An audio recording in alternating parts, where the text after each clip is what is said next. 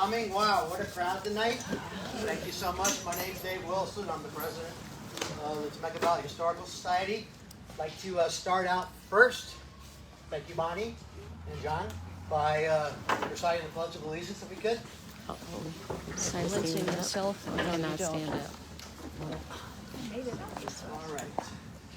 I pledge allegiance To the flag of the United States of America and to the republic for which it stands, one nation, under God, indivisible, with liberty and justice for all. All right. Well, welcome to our ongoing fourth Monday series of presentations. And just wanted to, before we get started, want to mention something. We have Miss Penelope Johnson here, who has made her way back to see our presentation again. Her husband Kent and Penelope were regulars with us for many, many years, and unfortunately Kent's no longer with us. As of February, we've had a couple people that we unfortunately lost. Rebecca Kornbach's husband Daryl, we all know, and then Dick Fox also, two key board members. So thank you, Penelope, for coming in. I appreciate that. Let's see. So this evening, I am honored to introduce fellow board member Bill Veale, one of our most dedicated volunteers, who, along with Rebecca Farmbach, is a catalyst for coordinating our elementary school student tours here on the ranch. And better known as Cowboy Bill to the students. He fascinates them with his tales of cowboy life on the ranch. Kids especially love the hands-on opportunities that he provides them as he teaches them how to lasso. Also giving them great material to use in the future, such as, what do you call a cow that walks on a bumpy road? A milkshake. Oh. All right, So tonight, Bill is going to channel his inner notable man, and woman of Temecula Valley persona, I should say, as his alter ego summons the memories and thoughts of one Walter Vail. Walter, who left home in New Jersey at age 21 with $100 in his pocket, eventually purchased 87,000, kill my some trouble here, 87,500 acres of cattle grazing land in the Temecula Valley as part of his real estate holdings in 5 states. Something that's interesting that Bill just mentioned is that Walter had no background in the cattle industry before he started. Wow. So with that being said, let me turn the floor over to our notable man this evening, Mr. Walter Vail, also known as Bill Veale.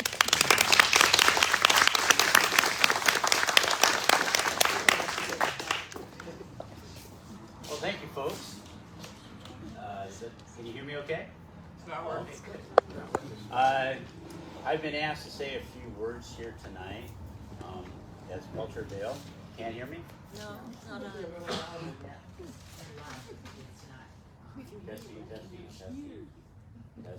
Testing. There we go.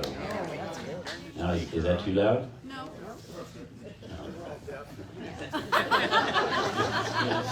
Walter, nothing about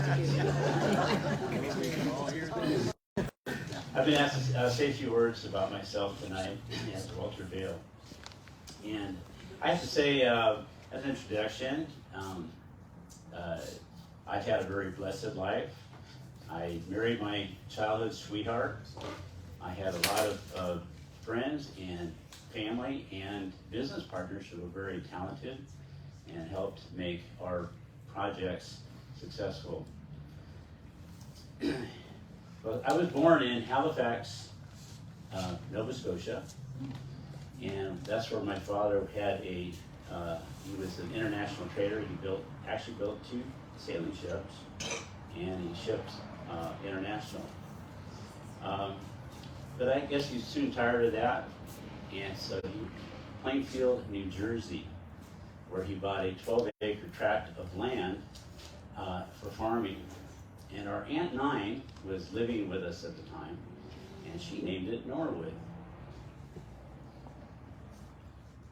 Now, when we were down there, my father was intent on having us know how to ride a horse, how to drive a horse, and anything horse he wanted us to be able to do. And we became very good with that. But soon, an unfortunate thing happened. When I was age 12, my mother passed away.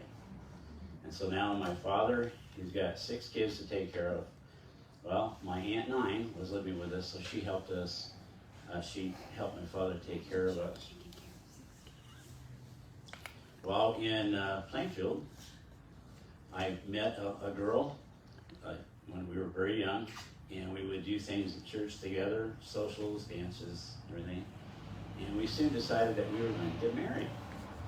She was 12 and I was 14. So I gave her a promise ring that had some turquoise in it. Now my Uncle Nathan, he was a very successful businessman. Most of the time he was out in California. But he would come back to visit, and he knew that I was not really happy with farming. It's not something I wanted to do. So as I got older, I would talk to my Uncle Nathan about this, and he says, you know what you need to do, Walter? You need to go out west. I said, okay. And so he says, I know a fella that's in Virginia City, Nevada, and he works with the Chola Potosi mine. I almost said winery. Anyway, so basically, and my father knew Mr. Reckla also. So I got set up for a job working as a timekeeper at the mine. Now, the timekeeping job, it kept me busy when there were a lot of miners. But actually when the mining slowed down, like during the winter, there wouldn't be so many miners there to keep track of. So I spent some of my time actually working in the mine. And I had no idea before going into this that it was so dangerous to be working in the mine. There are cave-ins, bad gas, the heat, explosions. A lot of men actually got killed. And it was said too that there's always ever-present water in the mine. And the water would be so hot that you could actually boil an egg. And if you're in the mine and you want to cool down, a cooler section would be about 110 degrees. That was actually cool by comparison. Well, I worked in Virginia City for just only a couple of years, but the Bank of California was starting to fail, and basically the gold and silver rush was over. So I was looking for another job. I thought this is not going to work out as a lifetime job for me, especially since I want to marry my sweetheart. So I'm talking to Uncle Nathan again. You're going to hear me talk about him a lot. Uncle Nathan says, well, how about the cattle business? And I said, okay, I don't know anything about the cattle business yet, except for what I've seen out here out west. So anyway, he said, well, I have to say a little bit about Uncle Nathan too. He was working in London with the streetcar systems, helping set those up. And he actually was out here out west with the streetcar systems out in Redondo Beach in that area. Oh, it has to do tons of chapter. So when he was in London working on the streetlight system, of course he met a lot of people. And one of them was this fellow named Hislop, Herbert Hislop. And he says he had already talked to him, and he wants to come out west. He wants to come to America because it sounds exciting to him. And he's had some health problems, and his doctor apparently said to come out to where it's a little bit drier.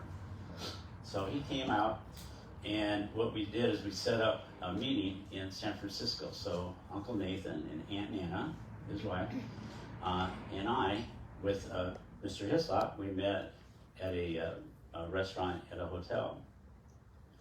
And to my surprise, he was very young. He was only about my age, about 21, 22. And he was very British.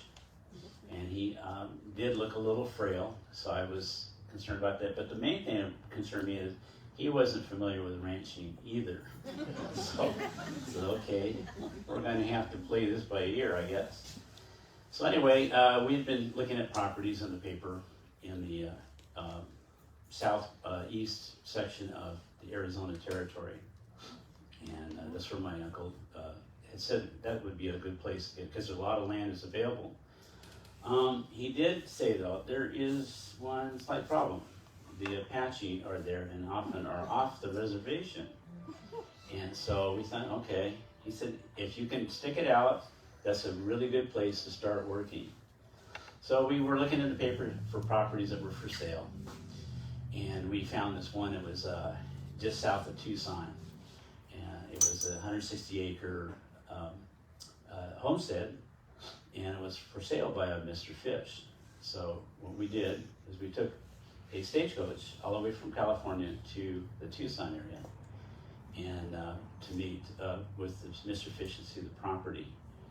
Now, the thing about the stagecoach ride, it was a little bit more difficult than I think a lot of people thought. We're actually driving and riding the stagecoach. The dust is coming in, it's bumpy. They drove through the night, so we're actually sleeping in the stagecoach, some of us on the floor, and getting really friendly unintentionally because we're asleep. So anyway, with the stagecoach ride, we had a couple events happen. The main one was that we were asleep. It's in the middle of the night. We were asleep, and all of a sudden, the stagecoach is jerking back and forth, up and down, and we're thinking, "Oh my gosh!" We already knew that the brake wasn't working, so we thought maybe that the driver was ejected from the box. So Herbert and I decided, okay, we don't want to wait until this thing turns over. So we actually jumped out of the window. And I can't tell you how many times I rolled over until it kind of came to a stop. But neither of us was badly hurt, a few bruises. And as it turned out, the stagecoach stopped shortly after. But it was just one of those cases where the horses got excited and the driver couldn't control them. So we get to Tucson and we go by horseback the remaining 50 miles to this land that Mr. Fish had. And we're looking at it. Uncle Nathan said what to look for. He says you want water nearby, you want some good grass for grazing, and this is what the grass looks like. So we checked this all out, and it looked great. There's a Cienega Creek goes right through there, right near what they had a ranch house too. So the creek is nearby, and the land, there was a lot of grazing grass. So we thought, okay, this is pretty cool. And the building that was there, the ranch house, was a 4-room adobe building. And it was very, what would you say, rustic. It had no windows, right? It had windows, but no glass in the windows. Had doors, but no doors in the doors. And it had a dirt floor. But no, okay, we can handle this. We're 2 young guys. So we started a week or so, started making improvements what we could. By the way, what I would say too is that we got some cattle and some horses and a wagon with this deal. 2 weeks later, the adjacent property right next door was open, another 160-acre plot, and so we bought that too. That was, I think it was about $1,200 we bought that. We got even more cattle, and this time we got some sheep. So we didn't know anything about sheep either, so we're okay. We'll struggle through this. Shortly after that, another Englishman by the name of John Harvey, he comes up to us and he wants to be in on our partnership. And of course, he's bringing money with him. So now we have 2 Englishmen and me, and the neighbors would jokingly talk about us as the English boys outfit. So, and I think that was a knock, but that was okay. But anyway, with John Harvey, we started buying even more land. I soon realized that my 2 partners, they were concerned about the Apache situation and the fact that it's hot and dusty, and they were more city boys, so even riding a horse for very long was a problem for them. So as far as looking for new properties to buy, because we have the capital, and we just need to go out and look at this property, well, I found myself doing it all by myself, writing out, looking at these properties. And unfortunately, or whatever, and fortunately, depending on how you look at it, one time I was out writing, and I gone far enough where I couldn't get back to the ranch house before dark, so I decided to stop, and I laid out my sugan and slept the night out on the range. Well, in the middle of the night, something woke me up, and I sit up and I look across the camp, and here's an Apache warrior full with all his weapons looking at me. I said, oh, now I've gone and done and did it. You know, I'm not going to live through this. Well, he wasn't interested in me. What he did is he stole my horses. So I got back, and they said, you had an Apache there while you were asleep, and he didn't kill you? I said, well, you might be lucky there. As a young man, I was the youngest man to be appointed or voted in as an assemblyman for the Pima County Legislature. And also, all the cattlemen in the area, we had a Stockgrowers Association, and they voted me president. So it's quite an honor for that. Well, as I was saying, my two English friends, they didn't like going out on the range. It was very dusty, hot, and it was remote too. The closest city was Tucson, which is 50 miles away. So it was something that especially Mr. Hislop didn't care for. And on top of that, two other things. We had a neighbor who was herding sheep, and it seemed like he went out of his way to harass us. He'd have his sheep on our property, bothering our cows, eating the grass that was there all the way down to the ground, so there's nothing left. And Herbert, he took that personal. He had many arguments with him while I was gone, and he got fed up with that. And then he got word from back home in London that his brothers weren't managing the family property correctly. They were losing money. So Herbert ends up leaving the partnership, and we bought him out. But not to worry, my brother Ned, he joined our partnership, and he again brought more money. And all this time, we're continually buying property, buying cattle, and we're actually now starting to actually sell the cattle too. So we have a thriving business going on, and we're learning fast how to do a cattle business. And my brother Ned comes, and he has some experience, so he actually added in that case that he added his knowledge with us. Okay, also the Southern Pacific Railroad was we heard that was coming, and we thought, okay, we have all this cattle, and instead of having cattle drives to get them to market, because by this time we were going all over the Southwest delivering cattle to the forts, especially Fort Huachuca, which is just the south of us, and to the Indian agencies, because they were using that to feed the reservations. Well, if the railroad is coming, why don't we offer them some of our land up on the north end, and that way we'll have a railroad stop to ship from. So there's a little town called Pantano up there up north. They ran the railroad through there, and of course now we had an east-west access for the railroad to take the cattle to market. But this time too, we hired a foreman. His name was Tom Turner, and he came. He had the knowledge that we didn't with the cattle business, and he was there when we had problems with that very same railroad. Everything was going okay for about 2 or 3 years, and then we had a drought in southeast Arizona territory, and we had a lot of cattle, and it was starting to. Tom was saying we're starting to overgraze. We need to sell more cattle.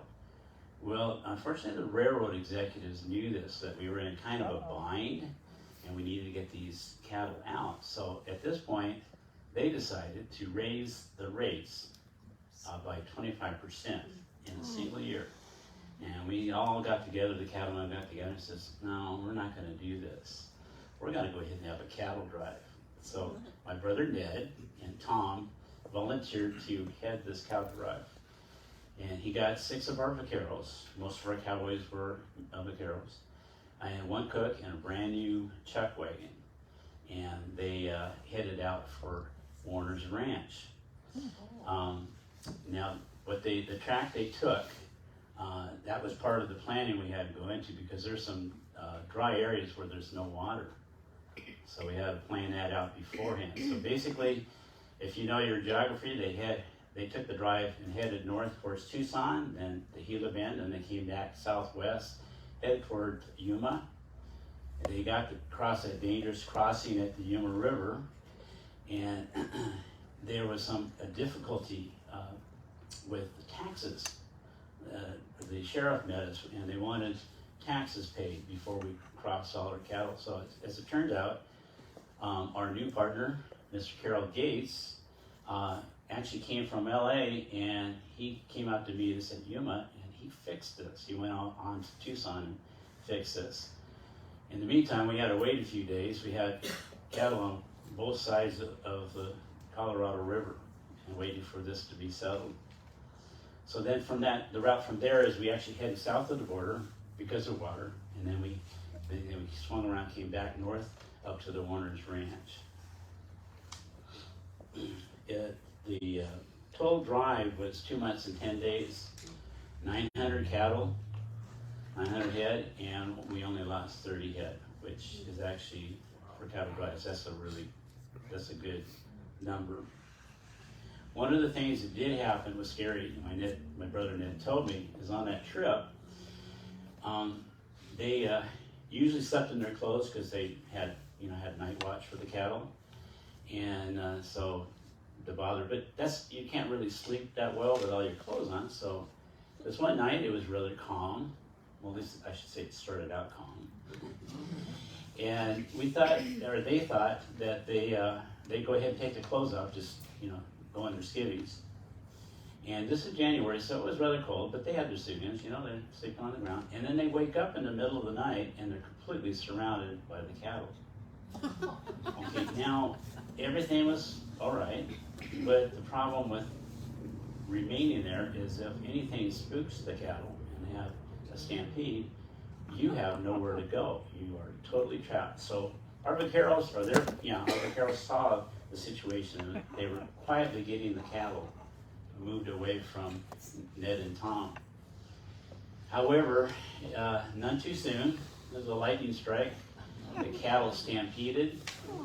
The Ned and Tom, still in their skivvies, they jumped on their horses to help round up the cattle, to turn them. And they spent most of the rest of the night doing that. And they said by the time they got back from getting the cattle back and settled down, they were really cold, because hardly any clothes on, and they finally put their clothes on. So that was a close call. There was another incident happened too. It happened right after crossing the Colorado. There were 2 young fellows. One was 15 and one was about 20 years old. They're brothers, and they had some horses with them. And they asked if they could travel with us because, in those days, it was rather dangerous traveling by yourself. Anything could happen, highway robberies, raids, even the weather, it's good to travel with a group. The larger group, the better. So they asked if they could, actually they asked for a job. And Ned told them, says, no, we have enough cowboys, but you're welcome to join us. And of course, when they joined the cattle drive, they were actually helping out too. Well then, one day, not too long after we met them, here come 4 guys in a wagon. And what's all this about? So we come to find out that they were saying that those 2 boys, the Fox boys, they were actually had stolen the horses that they had. And so the 4 people, there was a sheriff, and there was the owner of the horses, and a couple other guys there. And they said, so we told them this, these young fellas are really nice guys, or Ned told them that, and we don't want anybody hurt. But Ned warned them that these two brothers were really good with their weapons. They're really fast. And so what they did is they suggested to Ned and Tom, says, well, don't tell them that we're the law. Just tell them that we're looking for mining interests. So I felt that Ned said he felt bad about lying to the boys, but then he thought, okay, maybe this will make it easier so nobody gets hurt. So what they did is they're at the chuck wagon, and that's when they made their move. They got one of the boys pinned up against the side of the wagon and got him tied up, but the other one took off running. And as it turned out, one of the sheriffs actually shot the boy in the back, and he died from that. So that was rather upsetting. But as it turned out, we buried the boy, and then in later years we went back and put up a marker for him. Okay. Now, got to talk about my childhood sweetheart. All this time, we're writing letters back and forth, at least once a week. And of course, the mail was not dependable in those days. It wasn't like today where you get mail every day. You got the mail when there was somebody there that could carry it. So we go a long period without any mail, and all of a sudden we get 5, 10, 15 pieces of mail. But we were writing at least once a week to each other this whole time that I'm gone. And so anyway, finally we decided, now that I've got the ranch pretty well set up, so I'm going to get married, go out and get married to her, and bring her back to the ranch. So, but as it turned out, Tom Turner wanted to get married too.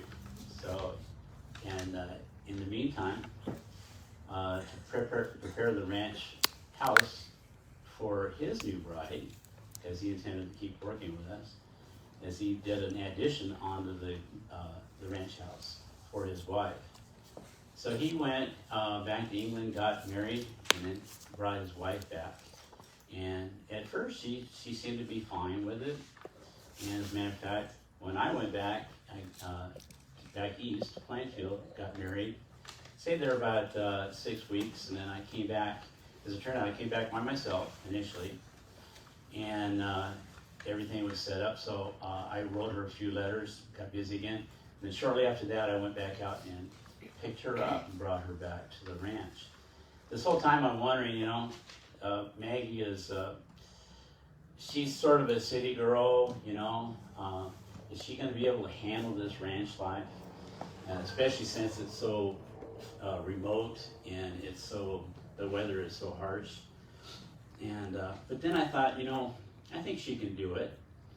So we're getting close, and as we're passing these little hovels and these shacks and these, reeds, made in these buildings, poorly made, I said, Maggie, our ranch house actually looks like that. Oh, actually, it looks a little more like that.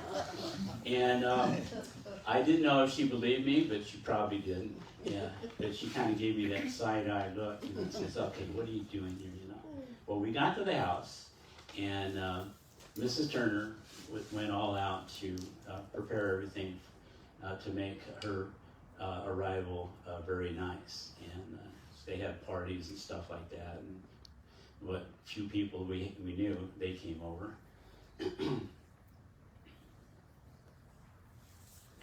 Okay, about this time, Mr. Harvey, his wife finally did tell him, he says, I'm kind of tired of this ranch life. It is rather hard to do this. So she wanted to leave. So as it turns out, we bought John out of the partnership, and then they left. And the last I heard, he was actually working at the Calico mines up here in California. One day, out on the range, we're doing up at the north end by Lantano, where the train station is. were branding cattle. And the one of our cowboys, who's actually, he was more of a miner than anything else, but the mining business wasn't so good, so he asked for a job as a cowboy, so we hired him. Well, he takes me out to this canyon, and this canyon just rocks all over the place. It just was very, rough looking. I said, Jerry, what are you bringing me out here for? He says, look at the rocks. I said, okay, I'm looking at the rocks. So what? He says, these rocks look like they're rich in silver. And if you ever look at a rock with silver in it, you can't tell by looking at it. You have to know what you're doing. Well, he was a miner, so he said, this appears to be full of silver. And so anyway, we had it assayed, and sure enough, it was very rich in silver. And so that's when we opened the Total Wreck mine. And some people might ask, why the Total Wreck? It's supposedly Jerry named it the Total Wreck, and the reason for it was it's all these rocks just scattered all over the place. And anyway, we developed that to the point where we had a few hundred people out there working in the mine. We had a little town we called the Total Wreck Camp, and it was very productive. As a matter of fact, in just 4 years' time, we took out $500,000 worth of silver. Okay, now what do we do with this money, right? Well, we want to reinvest it. More cattle, more land. We started looking out at California to buy more land, and we were already leasing the land at Warner Springs, so we actually ended up buying part of that land.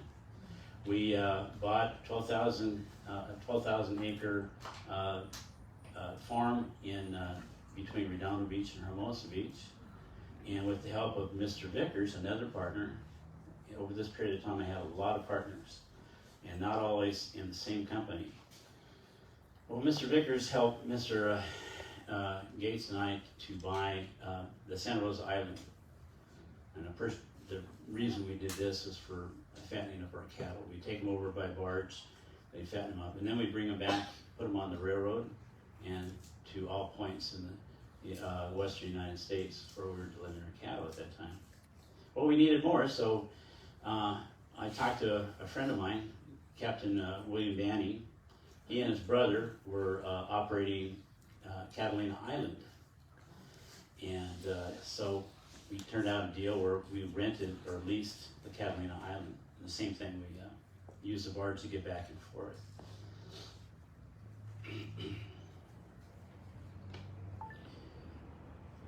Now, funny story.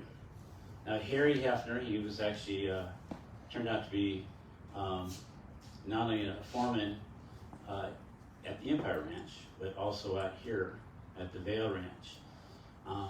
He was very young when I first met him. He had worked at a bank, and that bank was failing. It seemed like all the banks were failing. Anyway, they did a lot in those days. Well, he asked me for a job. So he said, do you have a job? I said, well, we're a cattle business. Do you know how to ride a horse? He says, yes, I've been riding a horse since I was young. And so anyway, but he said he didn't know anything about the cattle business. I said, okay, I gave him a test. Go over to Catalina Island, and ride all the way from, what was it, Banning, ride it all the way to, and get the barge, bring the cattle back, put them on the train so they could come back to the Empire Ranch. It turned out he had to make a ride on his horses. He had to need more than one horse all through the night and for quite a few hours. So later on he told me, he said, that was the longest ride I've ever made, and I don't want to ever do that again. But he got the job. And also early on, I had given a raise to some of my other cowboys who had been around a little longer. And so Harry comes up to me and says, I have to have a raise. I've decided I have to have a raise too. And I said, really? Harry, you really think you have to have a raise? And he says, yes. So I said, that's fine by me. I have a young man that's looking for a job and would certainly like this job. And he says, oh no, Mr. Veale, you misunderstood me. What I said, what I meant, was that if you decide you want to give me some extra money, that would be okay with me.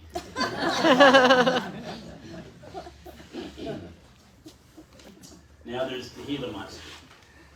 We were out branding cattle up by Montano again, and I saw this Gila monster on the ground, and I got off the horse, and I thought I killed it. I tied it up behind my saddle, behind the cantle on my saddle. Has anybody heard this story before? So anyway, this Gila monster was on the back of the saddle. I forgot for a while that he was even there. And it occurred to me, I wonder if he's still there because, you know, the horse trotting, there's a lot of jerking, and, you know, things fall off the saddle. And so I went to go get down, and I had my hand over the cantle, and the Gila monster's mouth opened, and my fingers went into it. And I finally got down, could not get the Gila monster off. And the other guys tried to help me. And finally we did get it off. I tied a string around my finger to keep the poison from going any farther, and sliced the bite and stuck my fingers in some carbolic acid. But I was already starting to have some effects. My tongue was swelling up, my throat was swelling up, I could hardly talk. So my Dr. Handy from Tucson, he came out and we met him at the Pontano station, and he did what he could, but he said, no, I need to take you back to Tucson. So anyway, as you can see, I lived through it. But I was in a lot of pain for a few days there, and very, very sick. And that's something I don't want to repeat again. But and Dr. Handy was very interested in how this came out, because not very many people survived the bite that I had from a Gila monster. At the ranch, we had not only cattle, but we had a lot of horses. We were actually breeding horses too.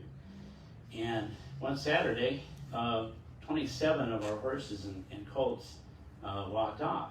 And so Sunday morning, I said, okay, I'm going to go after them. And so I took off tracking them and spent the whole day Sunday and finally tracked them. They actually came back. And as a matter of fact, when I finally got back to the ranch house, I found out they came back to the ranch house an hour after I left. So I felt pretty disgusted with myself for wasting the whole day doing that. Now, it's said that my family has a desire for speed, and we have these horses that are well bred.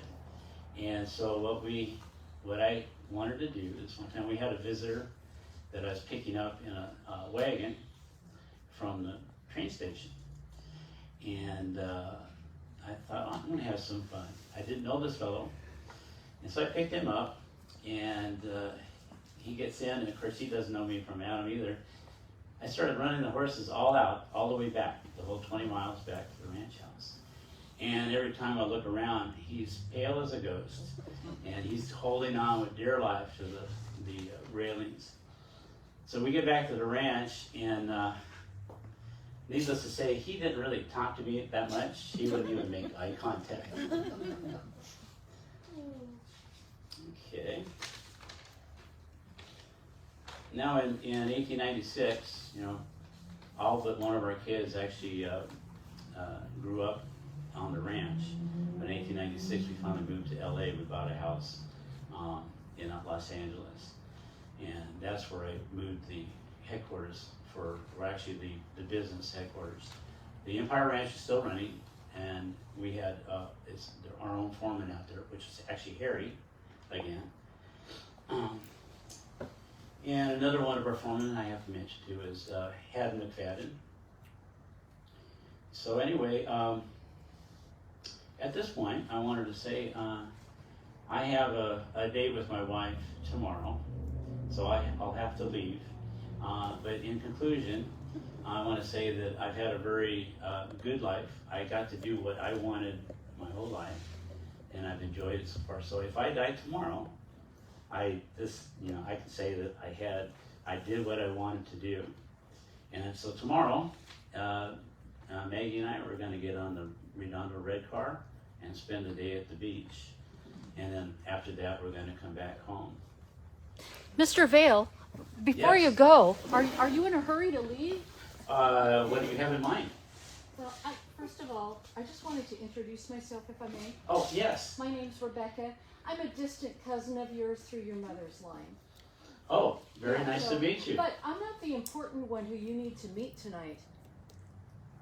Let me tell you something. You've been telling us a story.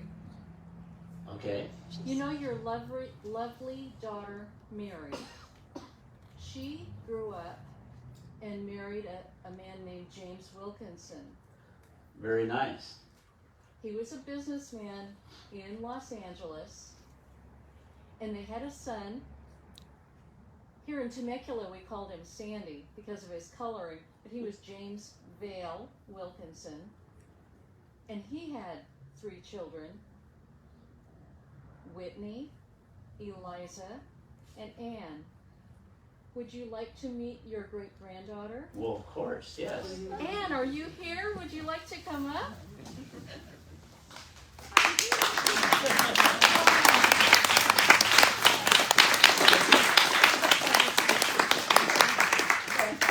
Well, nice to meet you.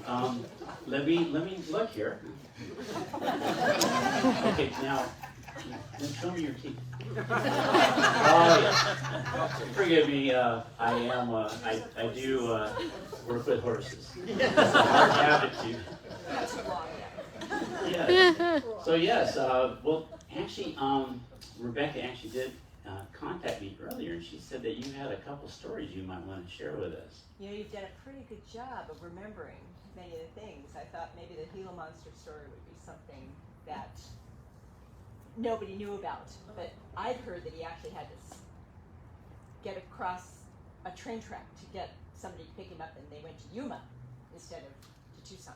But you know, these stories get twisted over the years. But you had a story about speed or something, right? Oh yeah, I think the lineage and the tendency.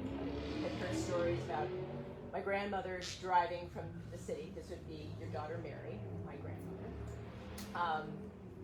getting from Los Angeles to the ranch, and she drove so fast that the carburetor or the gas tank or something fell out of the car in Corona. Oh, I'll speak louder. Can you really hear? Yeah. And I know that my father had kind of a need for speed as well. And he would make it sometimes from Los Angeles as a young man here to Temecula in an hour. And, you know, the roads were not heavily traveled then, but, you know, that's a long way, pretty darn fast. And I can recall as a child, this was after one of your sons, your youngest, Malin, who lived here, who I remember he had left my father his Oldsmobile. The Oldsmobile went fast, and my father with my sister and my brother and myself in it, and my mother, driving down what is now the Temecula Parkway. It used to be a little 2-lane road, about 110 miles an hour, just to see how fast the thing would go. So, anyway, so it lives on. I think my brother's got the affliction as well. So, Well, thank you very much for coming. Well, I'm so glad to meet you. nice to meet you. And we'll have to talk We will. later. We'll catch up. So. But I do have to leave, so I'll be right back, and my assistant will be back to help you all with the rest of the presentation.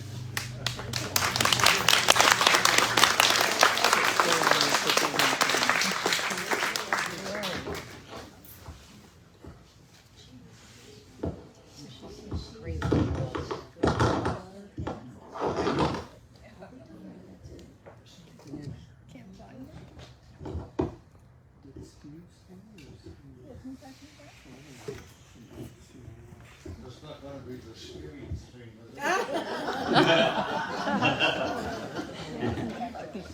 Okay.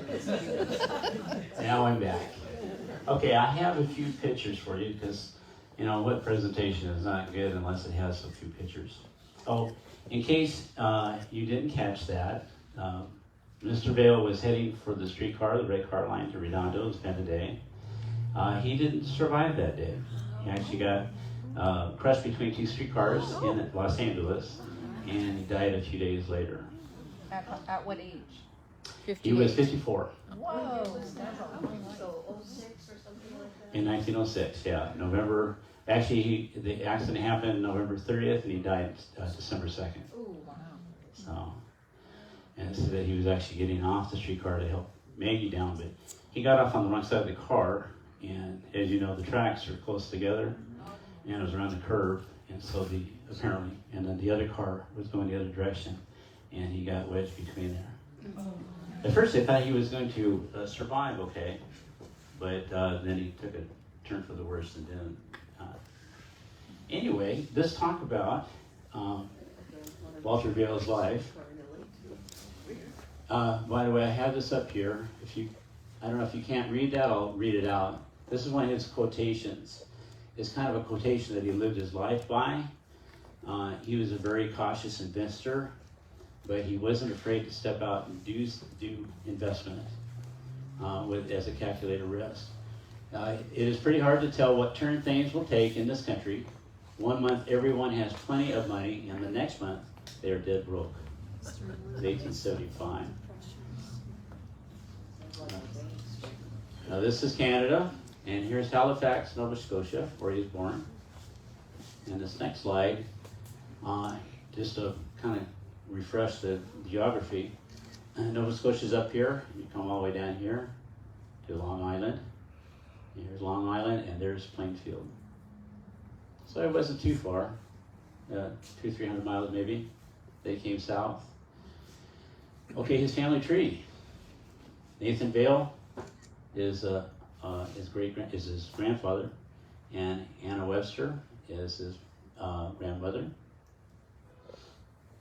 And Malin Edward Vail is his father, and Eliza Caroline Boyle is his mother. Okay, now going to the other side, Maggie's parents, Charles Horatio Newhall and Mary Jane Russell. And here's the young couple right here, Malin and Margaret, or Maggie as he called her. I'm sorry, thank you. This is Walter. Walter, yeah. As a researching this, it was very confusing because there are a few Malins, there are a few Nathans. It's just, it was confusing. Here's Uncle Nathan. He's the one that had all the business acumen, and he really helped Walter, not only with money, but also with information. I won't spend too much time on this, but this basically shows the family line. Here's his grandfather and his grandmother, and then here's Malin, and which is Walter's father and his mother right here. And here are his siblings. Again, oops.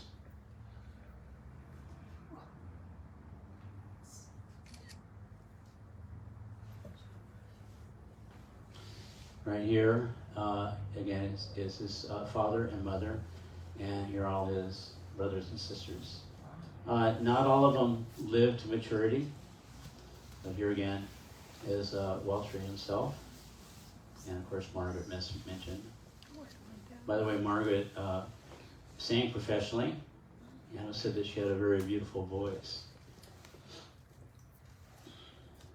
And when she actually, one thing that Walter forgot to mention is that when she came out with him for the first time to the ranch, she actually brought $10,000 with her that she had earned as a dowry. She had earned singing. Wow. And Eliza Well, his mother's sisters and brothers. And here's Aunt Nine. Her name was actually Angeline. She's the one that, from his age 12 to maturity, she raised the kids. Here are Margaret's siblings. And if anybody's interested, I can email these to you if you're curious. I spent a lot of time looking this up because it got very confusing. and like Ann mentioned, some of these records, they don't agree with each other. And here are their children, Walter and Maggie. And as we all know, here's Malin. Okay, this is showing where they were born. Nathan Russell is in New Jersey.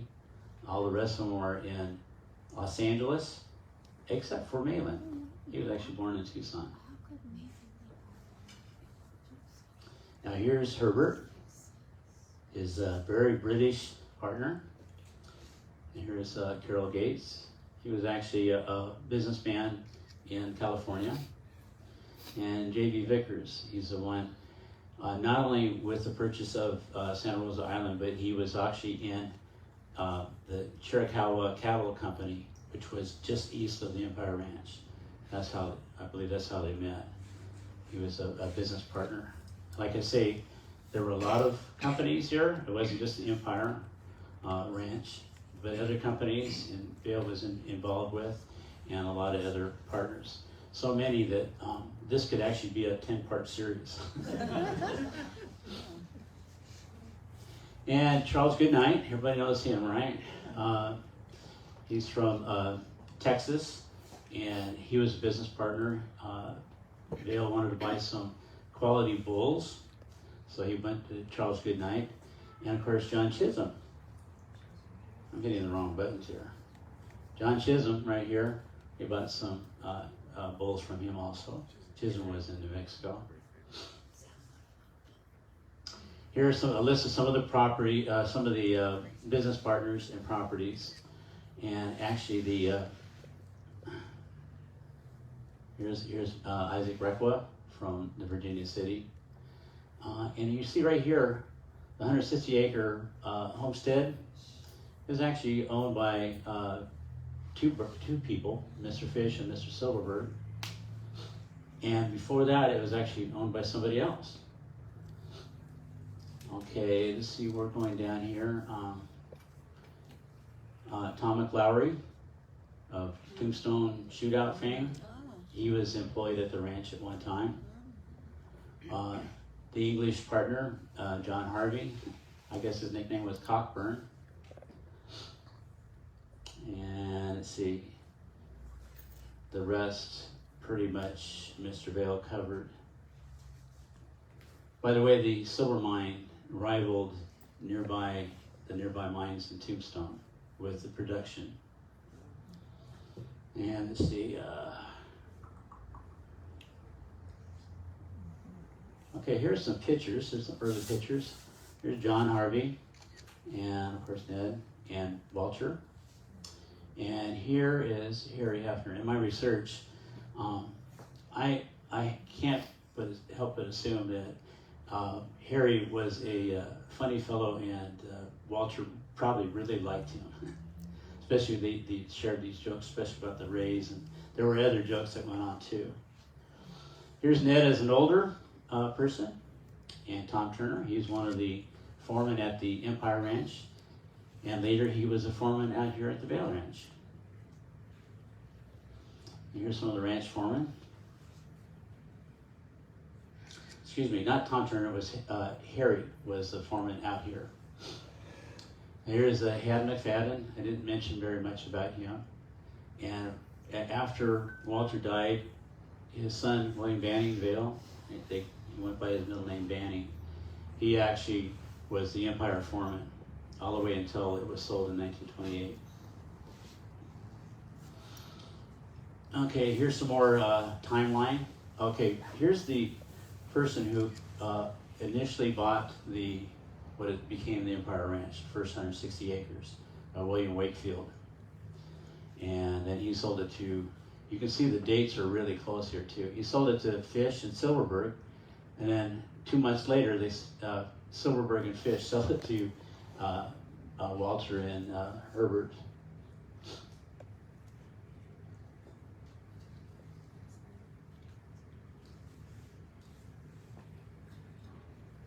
Okay. Again, if anybody's interested in this information, just let me know. I can send this to you. Mm-hmm. Oh. Yeah, another ranch up in the Montana area. Because there's a Vosper Hotel in San Jacinto. It's been closed for 40 years, but it was a big deal, and it's kind of an unusual name, so I don't know Oh, if okay. they would be. some kind Could of be. relation. Actually, that reminds me. Does anybody have any questions up to this point? Yes, Bonnie.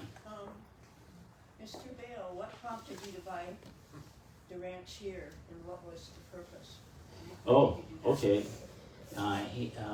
What the reason Mr. Vail bought this ranch, they were buying property out in California, and they came out, of course, the Warner's Ranch. They saw how nice the weather is out here, especially compared to Arizona.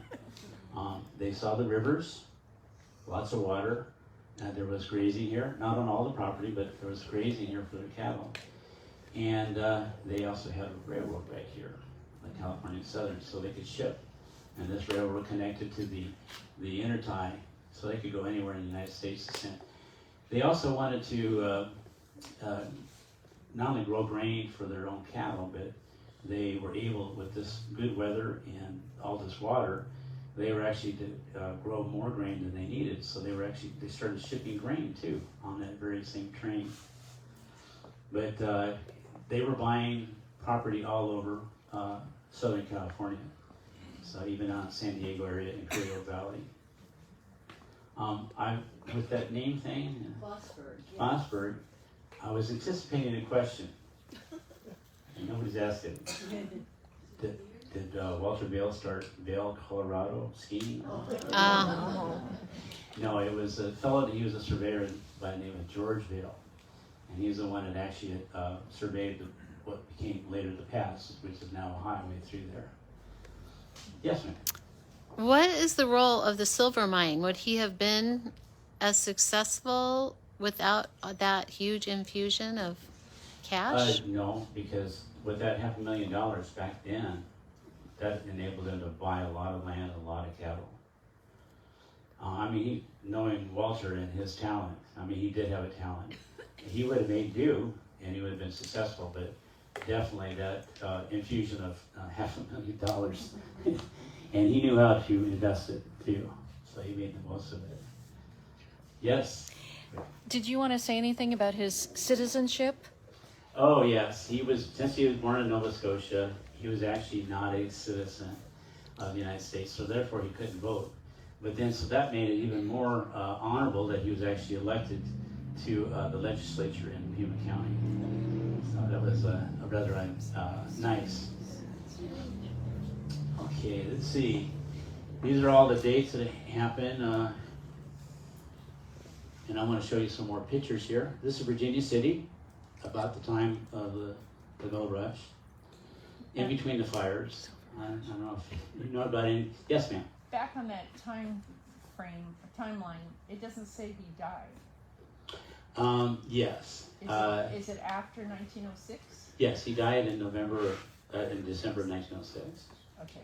And I think it is in the timeline, but I didn't quite get it in the frame down there. Okay. But yes, he it was 1906. And as I checked out, one of the stories was that he died on Thanksgiving. Actually, he died the day, he got crushed on Thanksgiving. It was actually the day after. In 1906, I looked it up. We made a mistake earlier, Rebecca, but it was actually November 29th was Thanksgiving in 1906. So he got crushed on the 30th. Okay, Virginia City. By the way, if you all are interested in history, the Virginia City is still standing, and it's definitely a place you would want to see. They have the saloons; they're even interesting to look at. And as a matter of fact, one of the saloons, I think it's called the Silver Dollar Saloon. It's been a while since we've been back there, but it actually has the mine entrance is actually at the back of the saloon, and then yes. Going back to his death in 1906, my mother used to ride the red car from LA to Redondo Beach 1. But did you try looking in any of the old newspapers back then to see if there were newspaper articles about Exactly. him being crushed? As a matter of fact, his great grandson Whitney provided me with some of the articles. Oh, okay. And that's what helped me sort out, because like I say, when you're doing research, you get a lot of different stories, different dates, sometimes different middle names, and it's like, okay, you know. And so with the newspaper articles, I was able to narrow down the actual date. Yeah, very good. And I didn't just take the word of one newspaper article. There were about 3 or 4 that I looked at. Very good. Mm-hmm. So you find a lot of interesting facts in old newspapers. Yes, yes. Very good. Actually, with this experience, this is quite a challenge for me, because there is so much information on Walter Vail. I figured I not only had to limit the material I was going to cover, basically just Walter's life, but I also had to look at what was dependable for information, and like the newspaper articles, usually they're written a day or 2 after the event, and also personal letters. People that, you know, it's not, there are people out there that write about these things that are not referring to, maybe they heard it second or third hand. It's not dependable, you know. Where's that Virginia City? It's in Nevada. Oh, it is Nevada, okay. Yes. I thought there might have been another. I just wanted to tell you that my husband and I took that tour of the mine through the saloon. Yes. The guy who gave us the tour was totally drunk, but he was great. He was a great tour guide, but he was drunk. He liked what he did. Yeah. Did everybody hear what she said? Started in the saloon. She said that they went to the Silver Dollar Saloon and toured the mine, but the tour operator, the tour guide, was totally drunk. But he was good. He gave a great tour. It was a good tour. The Vail Ranch in Arizona, southeast is, every year we go to Benson and stay for months. You passed right by it. Okay, which end of, I mean, is it near Bisbee, is it near? It's right. It's pretty what's much, the town today? as I recall, with Bisbee, it's pretty much right in between Tucson and Bisbee, as you go down to 10. Sonita or Sonita? It's just north of Sonita.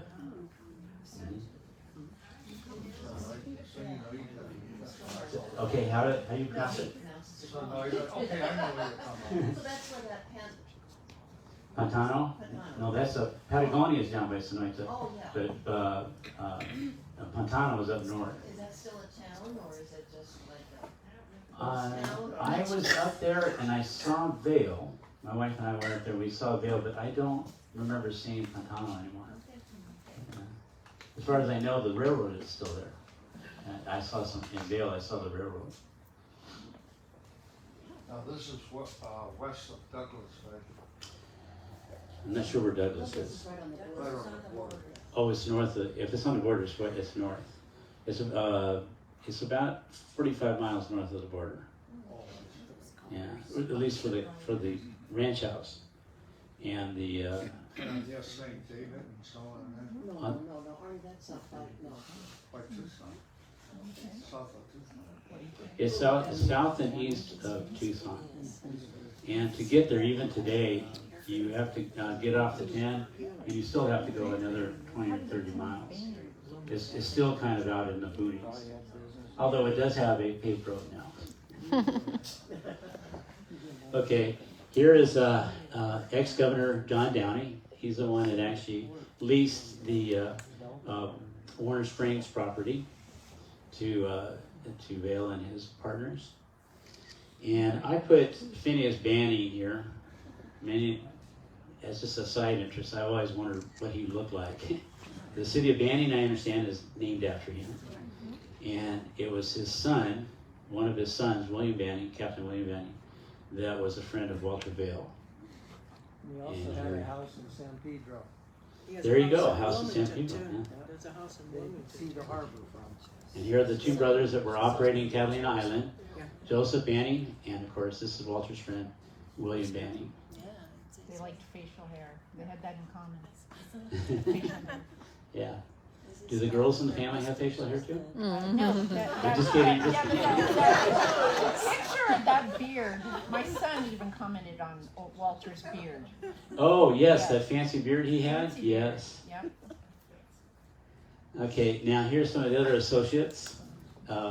Walter actually knew Curly Bill Brocious, the outlaw from Tombstone fame, and here's Tom McLaury. Said that he worked for a short time on the ranch. Now, looking at the ranch house itself, this is an old picture of the ranch house.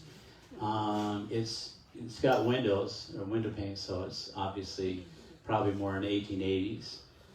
They actually bought it in 1876. And it looks like it has a door there too. Also, when they bought it, it had a flat roof.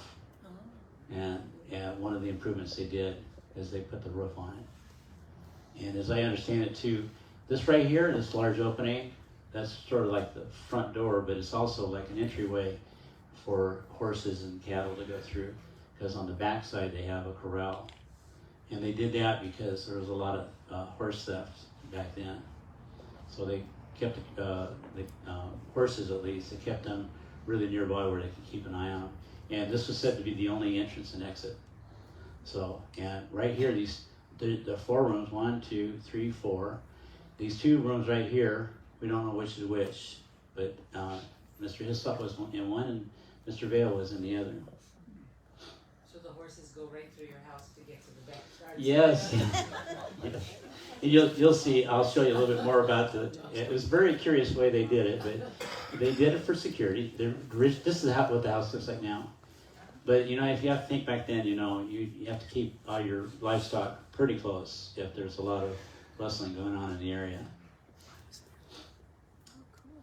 Okay, this is an overall view.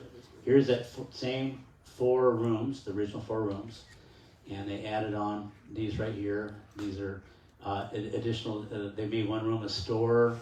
They made 1 room a kitchen, and then some bunk rooms for the cowboys. And later on, this became the kitchens and cook's quarters. This is what they call the Victorian edition, which was actually John Harvey built 3 of those rooms for his wife. And later on, the Vales actually bought the house from him when he left. And this right back here is the children's edition. Now, when Harvey built this, it didn't have this window right here, and that was a wedding gift to Margaret. Yes, Max? Where is this? Where? This is in southeast of Tucson. Oh, Tucson. It is in Yeah. Tucson. Okay, Arizona. What you're doing, you're looking, at this point, you're actually looking southeast. And the Cienega Creek is right here. And there's a bend in it right here. And they call that Empire Gulch. So I'm thinking, okay, that's where they got the name Empire. And of course the name was fitting because later it was so large, it was like its own empire. Here's a close modern picture of the Victorian edition and a better picture of that window that he built for Maggie. Okay, this is an older picture back again, and whoops. And this is again, the original ranch house, 4 rooms. You can see it's got the flat roof. So this tells us we're in probably early 80s, 1880s. And there's a Victorian edition. And here is where they have the inside corral. And this is the south barn. This is one of their stockades for the cattle. And guess who this is? That's Maggie. Oh. She would ride side saddle. One thing I did mention earlier is that Maggie actually was, not only did she get along fine with this stark and remote existence, but she was actually help to the company with her hospitality. And it was said, Walter was said of her that she helped sell more cattle than he did. And this right here, I believe, is Harry.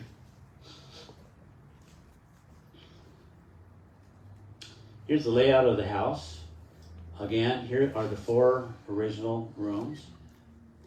And did I mention that this breezeway here, the zaguan, I think they call it in Spanish, it didn't actually have a roof. So when they did put the roof on, they put it so it became a covered breezeway. And again, these are the 2 rooms that Vail and Hickslop were in. And of course, this is the Victorian edition, and here's the children's edition, and the cookhouse. Again, here's the original 4 rooms. Oh, that's all adobe? Yes. The only part that's wood is actually the children's edition. Here's that corral that they use. And from the pictures over the years, this corral was smaller and sometimes larger. Okay, now the cattle drive, where they took the 900 head to Warner Ranch. It was said in one of the documents that these actually were the vaqueros that actually did the cattle drive. And we have them all named.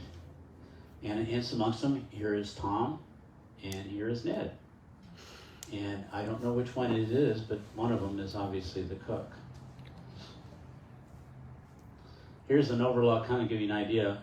I couldn't find a clear map, but this one here shows, here's basically the 10 freeway, and here's, they call it, I can't remember the name of that, the 19, I think it is, freeway. And you get off, up here is Vail, and a little bit farther west is Fontano, where the train station is. And if you look really close, you can see the railroad tracks going right through here. Now this is the total wreck mine, one of the pictures. Here's a stock certificate. And, oh, I think I neglected to say Nathan Veale, uncle, he was actually at times a partner in some of these adventures. And it looks like NR Vail to me. So it looks like he owns this particular stock. And the name down here looks like Requa, the fellow from Virginia City. I don't have any answers for that. I don't know how that happened. I just happened to come across it. Now this is one of the mine entrances.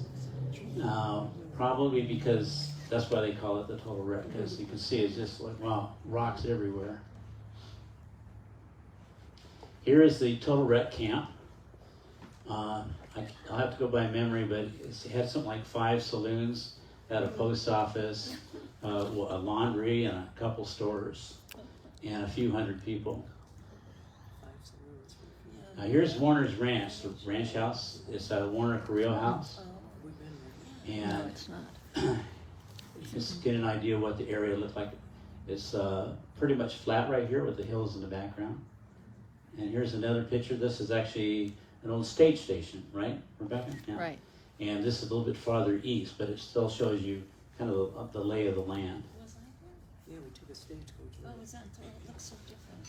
Okay, Santa Rosa Island, ones that they bought, they either had a pier or they built a pier to dock the barge with the cattle. Here's another, actually this is a later picture. I couldn't find an earlier picture, but the military moved in on Santa Rosa Island, and you can see the military barracks.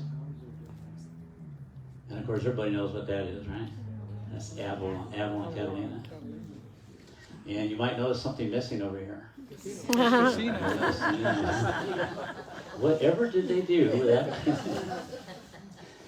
Okay, and then coming forward, here's the Vail Ranch, and you can see Temecula Creek, which probably, I'm gonna guess, anybody has another opinion, let me know.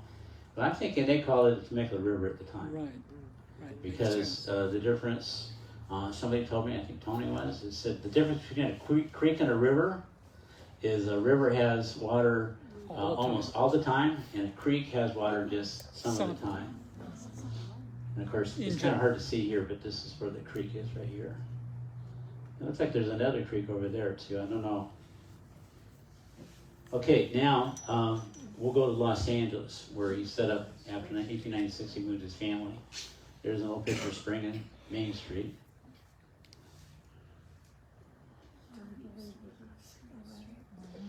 Here's a picture of a more modern picture of the red car line, which actually was called the Pacific Electric Company. But the locals, they called it the red car. And actually, my great-grandfather, I don't know if he's a conductor, but he has something to do with running the cars, the red car line too. The train tracks where they used to be go through Redondo Beach, Hermosa Beach, and Manhattan Beach, and on, and that's pretty much where they built the pier. Strand. No, with the homes right on the beach, Mm-hmm. the Strand, and right below that, all incorporated part of the Pacific Electric. Well, I spent a lot of time out there. I worked for Edison, and they were digging up one street. It's called Catalina Avenue, and it's about 2 blocks from the beach. Yeah. And when they were redoing the street, they actually dug up the old rails. Oh, yeah, I no mean, doubt if they just buried over that's- them. Okay, now the scene of the accident, Grand and 7th, where he actually got crushed with the streetcars. And looking at the map, this is about 5 blocks from his house. And this is a picture of their house.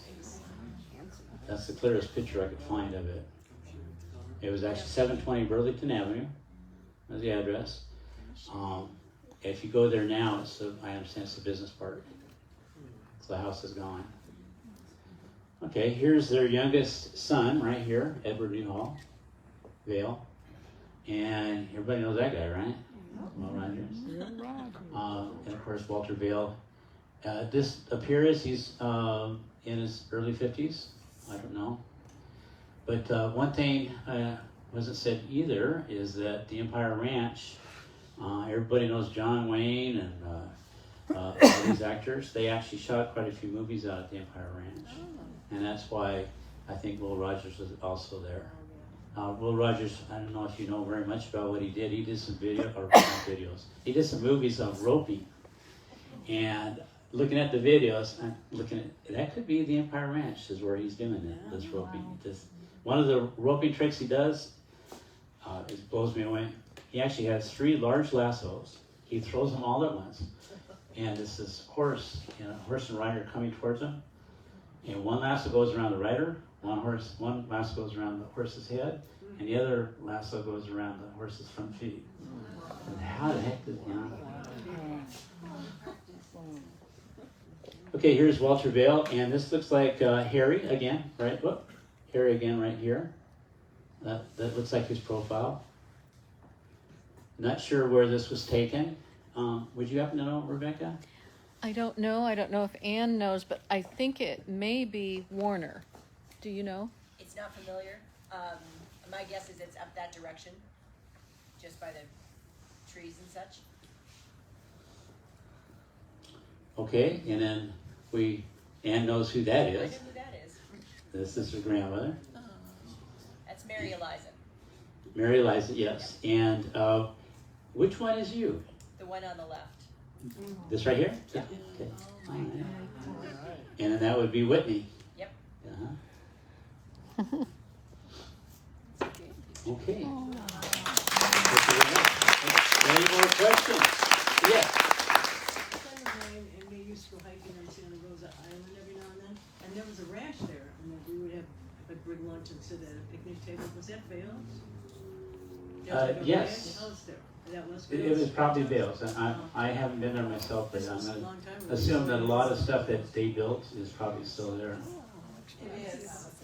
Where they lived, where you land on the island was where the Veils would load and unload cattle. And all those structures basically are from the Veil period. We couldn't go inside, but there's picnic tables around. It's Mm. beautiful there. The pier that you saw where the military encampment, that was built during the war. And so that was not part of the ranching operation. This was during World War II. That was put in. You have to take a boat from Oxnard. Repeat that. Repeat it for the camera. Repeat the information for the camera that she just said. Oh, okay, yes. What Tony said was that the buildings on Santa Rosa right now probably are from the time of the Veils. And then Ann pointed out that in the picture of the military reservation on Santa Rosa Island came later during World War II. So any other questions or comments? Thank you. You've been a very good audience. Thank you very much.